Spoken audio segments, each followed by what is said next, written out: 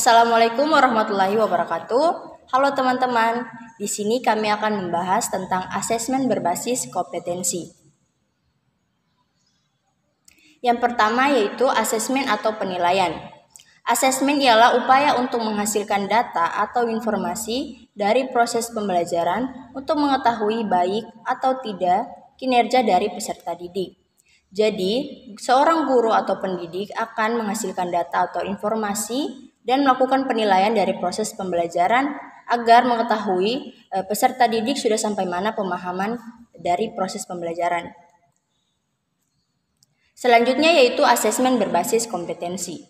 Asesmen berbasis kompetensi merupakan suatu proses pengambilan, pelaporan, dan penggunaan data mengenai hasil belajar siswa dengan menerapkan prinsip-prinsip asesmen, pelaksanaan berkelanjutan, bukti-bukti otentik, benar dan juga konsisten atau tidak berubah-ubah.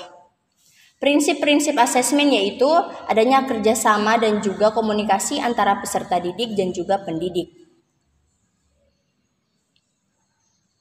Selanjutnya yaitu standar kompetensi. Standar dapat dikatakan sebagai ukuran atau patokan yang telah disepakati.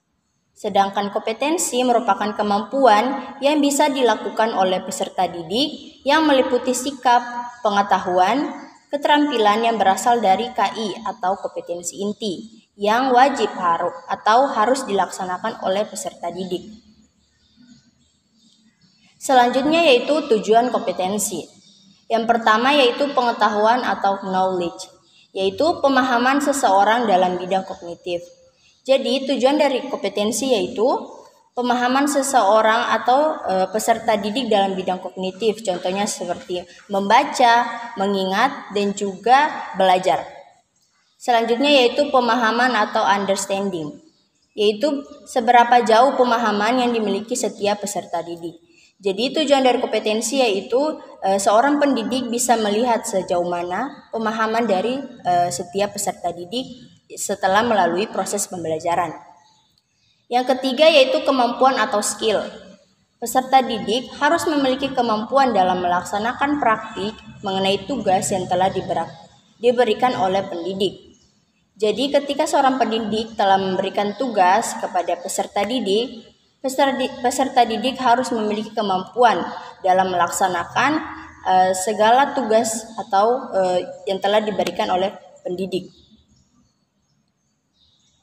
Yang keempat yaitu nilai. Aturan-aturan yang telah dibuktikan baik oleh peserta didik secara langsung. Jadi tujuan dari kompetensi yang selanjutnya yaitu nilai. Aturan-aturan yang dibuktikan itu nilai atau penilaian yang diberikan oleh pendidik secara langsung baik di dalam kelas maupun di luar kelas. Yang kelima yaitu sikap atau attitude, yaitu pandangan peserta didik terhadap sesuatu. Jadi tujuan dari kompetensi yang selanjutnya yaitu bagaimana pandangan dari peserta didik terhadap sesuatu atau sikap atau perilaku yang akan dihadapi oleh peserta didik. Yang terakhir yaitu minat atau interest.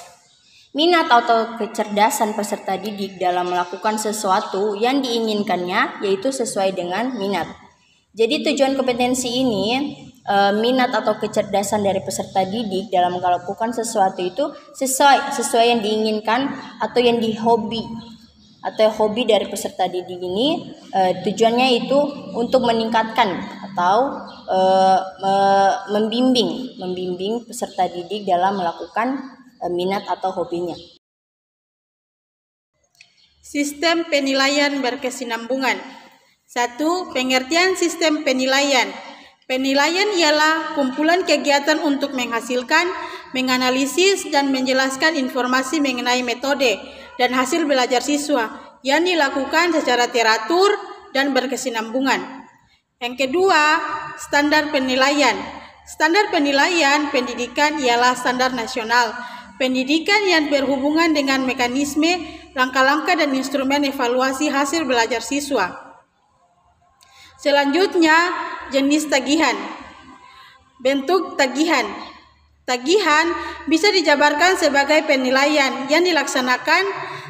Tagihan penilaian merupakan bahan yang biasa digunakan dalam pengumpulan informasi oleh pendidik mengenai pengembangan dan pencapaian belajar oleh siswa melalui berbagai teknik yang secara tepat serta dapat menyatakan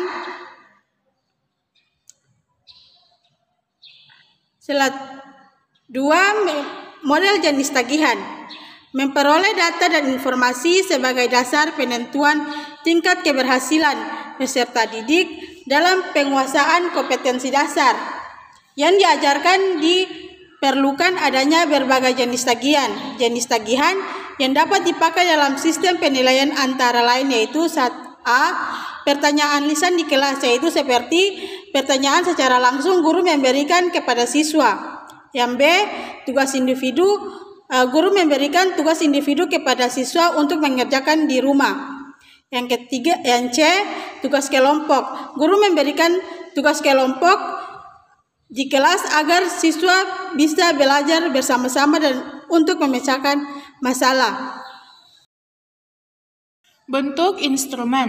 Yang pertama, pengertian dan teori tentang tes lisan. Tes lisan merupakan penilaian yang dilaksanakan secara lisan serta jawaban dari tes juga berbentuk lisan. Biasanya bentuk soal yang diberikan pendidik merupakan pilihan ganda. Yang kedua, pilihan ganda. Tes pilihan ganda ialah kumpulan soal atau tugas yang jawabannya berisi lebih dari 2. Alternatif jawabannya kebanyakan berkisar antara 4 sampai 5. Tes pilihan ganda ialah jenis tes objektif yang paling banyak dipakai oleh pendidik.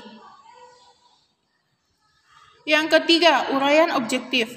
Uraian objektif ialah kumpulan soal dalam bentuk tugas dan pertanyaan yang meminta siswa untuk mengatur dan menyatakan jawabannya dengan kata-kata atau kalimat mereka sendiri. Yang keempat, uraian bebas. Menurut pandangan Nana Sudjana, bentuk tes uraian dibedakan menjadi uraian bebas, free essay. Dalam uraian bebas, jawaban siswa tidak diberikan batas, tetapi bergantung pada kemampuan siswa itu sendiri. Yang kelima yaitu jawaban singkat. Jawaban singkat ialah soal yang mengharuskan siswa untuk memberikan jawaban singkat berupa kata-kata, frase, nama, tempat, nama tokoh, lambang, atau kalimat tegas. Yang berikutnya yaitu yang keenam, menjodohkan dan mengukur. Mencocokkan adalah ukuran kemampuan peserta didik untuk mencocokkan, menyesuaikan, dan menghubungkan antara 2 pertanyaan. Selanjutnya, unjuk kerja atau tes tindakan. Unjuk rasa adalah tes yang diberikan secara lisan maupun tulisan dan juga cara kerja tugas juga dinyatakan dalam tindakan atau penampilan. Yang ke-8, portofolio. Portofolio adalah objek fisik sebagai proses sosial pengajaran serta kata sifat. Sebagai bentuk objek fisik, portofolio disebut sebagai bundel, yaitu kumpulan atau dokumen hasil kerja siswa. Yang ke-9 yaitu observasi. Observasi merupakan suatu aktivitas dalam mengamati suatu objek baik secara langsung atau mendetail agar menghasilkan informasi mengenai objek tertentu. Yang ke-10 yaitu kuesioner. Kuesioner adalah metode yang efisien dan cepat untuk mengumpulkan informasi dalam jumlah banyak dan relatif besar. Yang ke-11 yaitu daftar cocok. Daftar cocok merupakan cara susunan pernyataan biasanya yang singkat dan padat, di mana dievaluasinya respon dengan tinggal membubuhkan tanda yang cocok pada tempat yang telah disediakan. Yang ke-12 yaitu riwayat hidup. Riwayat hidup ialah suatu gambaran seseorang tentang keadaan selama masa kehidupannya. 13 yaitu sosiometri. Sosiometri dapat diartikan sebagai suatu langkah-langkah yang mencakup dan menyusun sampai pada batas tertentu untuk mengkuantifikasi pendapat dari peserta didik. Yang ke-14, studi kasus. Studi kasus yaitu studi mendalam dan mampu untuk peserta didik atau sekolah yang memiliki kasus tertentu. Yang ke-15 yaitu skala bertingkah atau rating. Rating skala ialah berbagai pernyataan survei secara tertutup yang dibuat untuk mewakili respon balik dan respon dalam pola kooperatif untuk fitur, produk, atau layanan. Prosedur asesmen berbasis kompetensi. Prosedur merupakan tata cara atau langkah-langkah dalam melakukan sesuatu.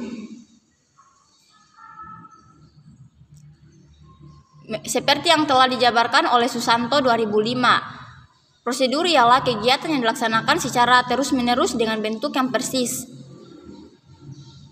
Berikut adalah prosedur asesmen berbasis kompetensi, yaitu yang pertama, identifikasi kompetensi yang akan dinilai yang dijabarkan dari standar kompetensi beserta kriterianya. Yang kedua, mengumpulkan data berupa bukti prestasi siswa dalam bentuk nilai dan pelatihan yang dicapai. Yang ketiga, mencocokkan bukti kinerja dengan standar kompetensi berdasarkan tingkat pendidikan. Yang keempat, mengkategorikan siswa sebagai siap dan tidak siap dalam mengikuti ujian komprehensif dalam bentuk tertulis atau lisan. Yang kelima, menyelenggarakan ujian secara keseluruhan. Dan yang terakhir yaitu nilai kelulusan diberikan kepada siswa yang memenuhi persyaratan untuk mengikuti ujian sertifikasi. Jadi, asesmen berbasis kompetensi merupakan suatu prosedur pengambilan pelaporan dan penggunaan data mengenai hasil belajar siswa dengan mengaplikasikan prinsip-prinsip asesmen, pelaksanaan berkelanjutan, bukti-bukti otentik, dan konsisten. Sekian video pembelajaran dari kami, semoga bermanfaat untuk kita semua. Wabillahi taufiq wal hidayah. Wassalamualaikum warahmatullahi wabarakatuh.